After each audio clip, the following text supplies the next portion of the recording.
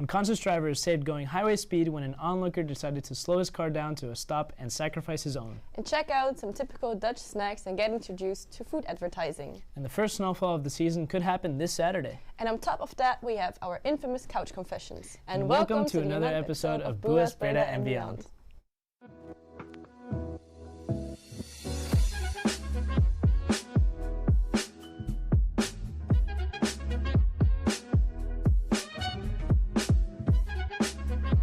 Imagine this horror scenario. You are enjoying a holiday in your favorite country in Europe, and then on the way back, bam, you test positive for corona. In a foreign country, without a home, not understanding the language, and now you have to quarantine.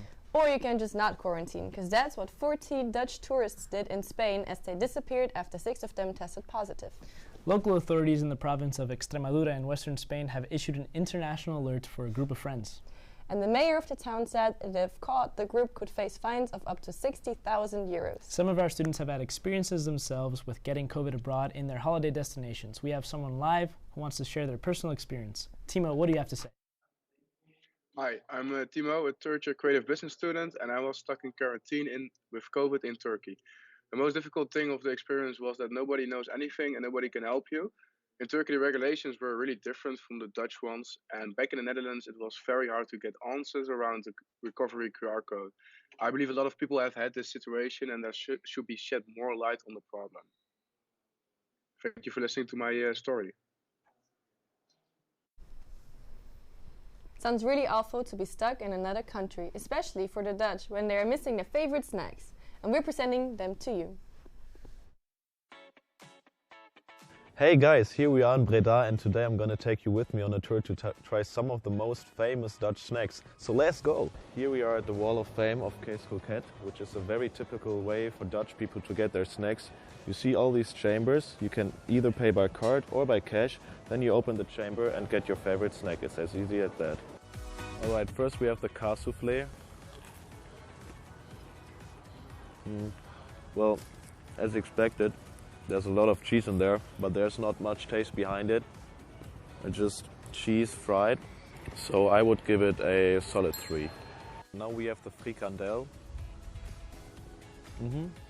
I really like it. It's very spicy, like not hot or anything, but it has a lot of taste in it, like a very good sausage. I would give it a solid 8. Last but not least, we have the bitterbalm. I can see why Dutch people eat it with mustard. It gives it like an extra spice. Very, very tasteful. I would recommend it to anyone who likes snacks, especially warm snacks. Taste, a solid 9. Alright, we're gonna get our snacks today from Ijperlaan, which Dutch people often call appie, so come with me.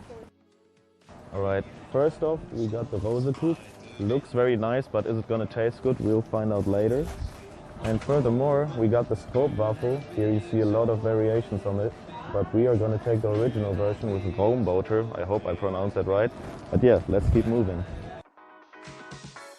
Right here we have the rozenkoeken. To me, this already looks amazing. Like I really want to taste it. I would give it a 10 out of 10 because of the pink color. It just looks very inviting to me.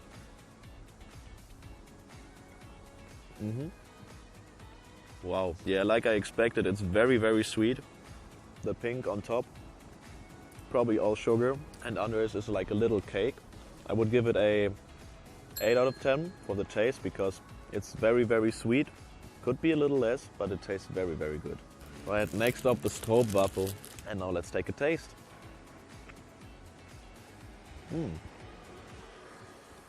I didn't expect that. In the middle it's actually very smooth, like outside it's very hard shape, but in the middle, as you can see here, it's very smooth. So far my favorite snack, so I would give it a 10 out of 10. Alright guys, sadly that's it for today. I really enjoyed it, I hope you did too. I had some good, some pretty bad experiences too, to be honest. But if you want to get your hands on a Dutch snack, I would really recommend the bitterbalm for a warm snack and the stroopwafel for a cold snack. I really, really enjoyed them. And otherwise, just try them out yourself. So yeah, bye. That's right, you heard it correctly at the beginning of the show. There is a chance of slushy snowfall in the Netherlands on both Saturday and Monday, according to experts. It would be the first snowfall of the season if it happens. The most snow is likely to fall in Zeeland and South Limburg. And I guess it's one of the only good things that come along with the freezing temperatures. A nice snowy Saturday morning, cuddled up in bed with a hot cup of hot chocolate. But don't get too cozy at home, because when it's below zero, there's nothing that the Dutch love more than sharpening their skates and jumping onto the frozen lakes, rivers, and canals. That's right, so for you internationals out there, like my co-host, when winter is gloomy, particularly during COVID, cold and ice bring relief and joy to the Netherlands, where a passion for outdoor skating is embedded into our culture. In my first winter here, I quickly learned that after a big temperature drop, the Netherlands can turn into the ice skating paradise, when puddles, lakes, ditches, and canals freeze over, and hundreds of thousands of skating enthusiasts brave the cold and head out into nature. But be careful, because 7 cm is generally considered safe for skating, although many can't wait and take to the ice before it's fully formed, despite warnings. So take a look at this next video of a half-naked ice skater crashing through thin ice on a frozen Amsterdam canal.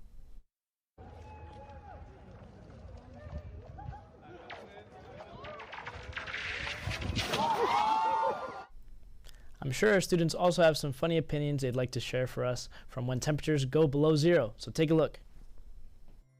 Do you like snow?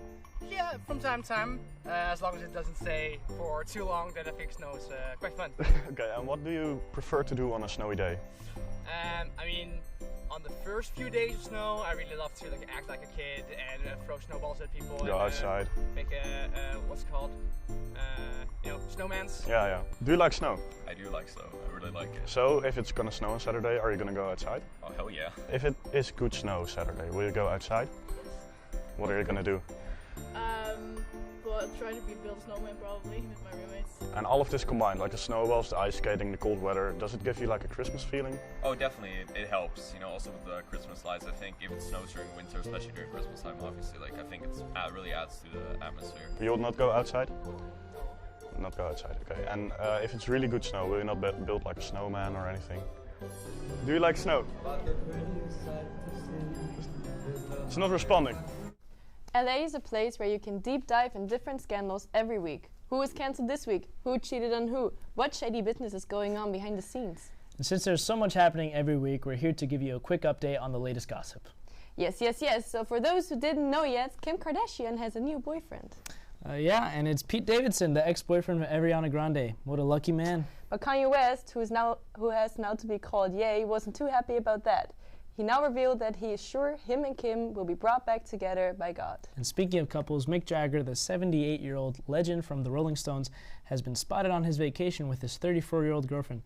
Apparently age is really just a number, but so is your bank account balance, I guess. And I think we all know the one couple about which we had so much drama last year, Johnny Depp and Amber Heard.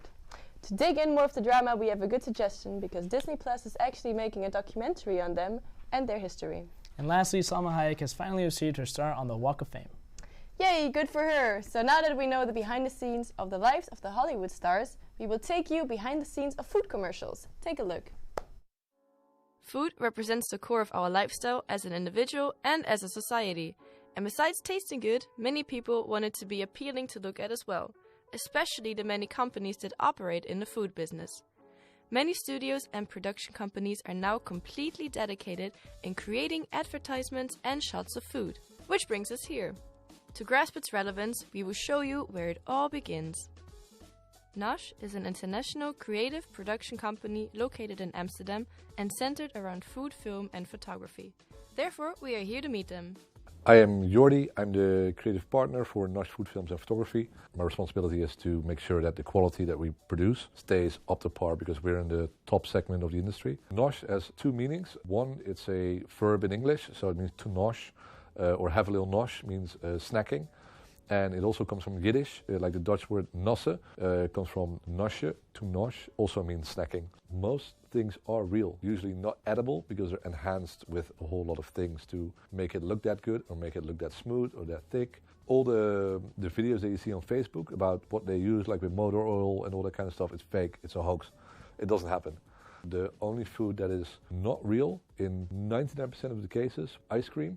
That's usually made of potato starch and all kinds of tricks that we don't tell people about, because it's like an industry secret from the food stylist. And if you see liquid chocolate in a commercial, it's absolutely not real. Right now, we're doing a lot of rice and a lot of sushi. That's all real, and it's totally edible. So it's going to be, I think, quite a big sushi party at the end of the day. Our goal, of course, is to basically servicing the client to the highest possible level.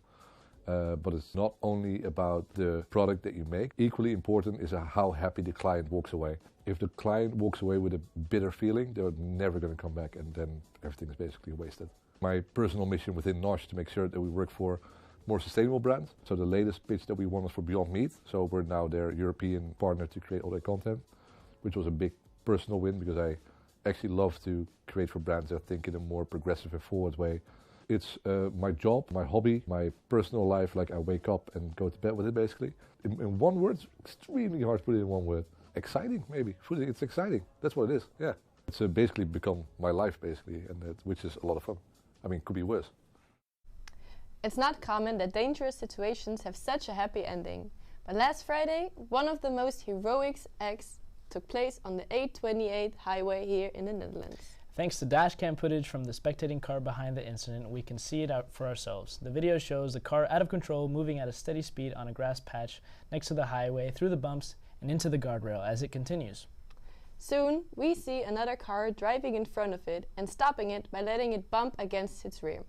Let this be a lesson to everyone driving back home for Christmas, to be wary on the road and drive safely. Exactly, and speaking of holidays, next week we have our special Sinterklaas episode, so stay tuned for that next Thursday at 4 p.m.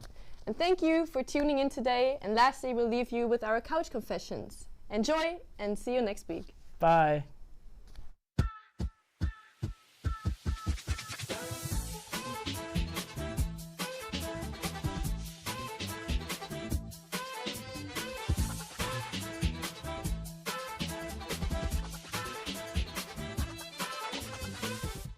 Tell me something your mom doesn't know.